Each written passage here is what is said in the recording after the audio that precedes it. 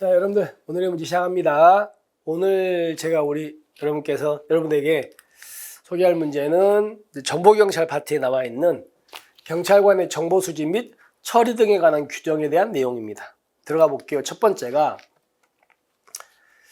경찰관 직무집행법 8조 2 1항에 따라 수집, 작성, 배포할 수 있는 정보의 범위에는 범죄 예방과 대응에 필요한 정보가 들어가 있는 거 맞죠? 그죠? 근데 수사에 필요한 정보는 거기에 포함되어 있지 않습니다. 조문이 없죠, 이거는. 그죠? 정보경찰이 하는 게 아니라는 얘기지. 이 말은 없습니다.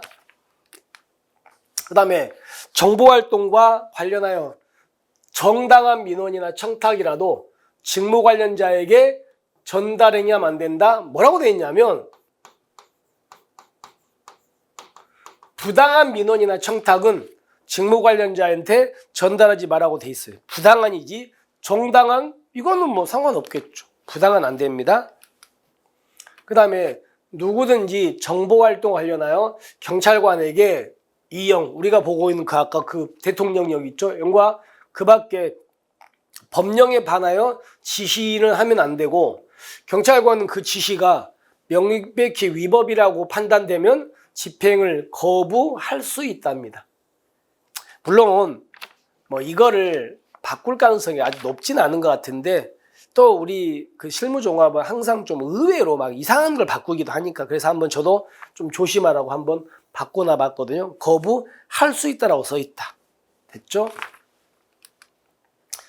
그 다음에 경찰관은 이제 정보를 수집하거나 정보를 수집, 작성, 배포에 수반되는 사실 확인할 때 당연히 무턱대고 그냥 수집하는 게 아니고 상대방한테 자신의 신분을 뭐합니까? 밝혀야 됩니다.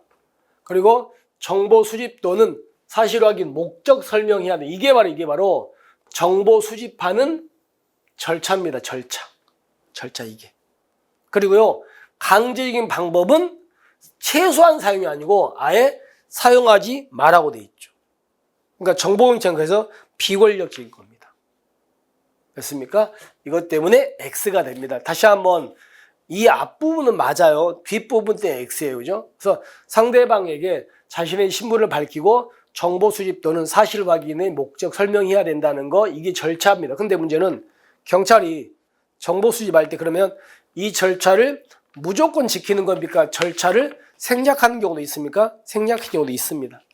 어떤 경우냐면 이 경우입니다. 보세요. 국민의 생명, 신체 안전이나 국가안보에 긴박한 위험이 발생할 우려가 있는 경우 하나.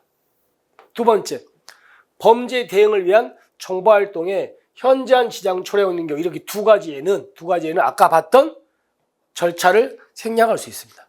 그러니까 자기 신분 안 밝히고 목적 설명 안 해도 된다는 거지. 이런 경우 이 두 가지라면. 그래서 이거는 맞습니다. 그 다음에 경찰관은, 자, 여기 조심하세요.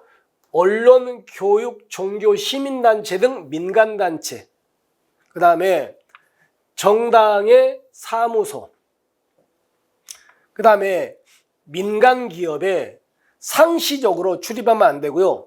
정보활동을 위해 필요한 경우에 한정하여 일시적으로만 출입해야 된다. 이렇게 써 있어요. 근데 뭐가 들어가면 안 된다? 지자체는 없습니다. 어디라고요? 언론, 교육, 종교, 시민단체 등 민간단체, 그 다음에 정당의 사무소, 민간기업은 상시적으로 출입하면 안 되고 정보활동에 필요한 경우에 한정해서 일시적으로만 출입해야 된다. 아시겠죠? 그죠? 그래서 지방자치단체 때문에 X다. 이렇게 되는 거예요. 됐습니까?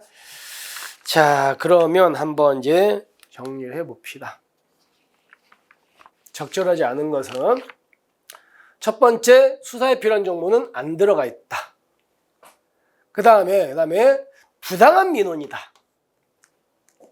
그 다음에 거부할 수 있다.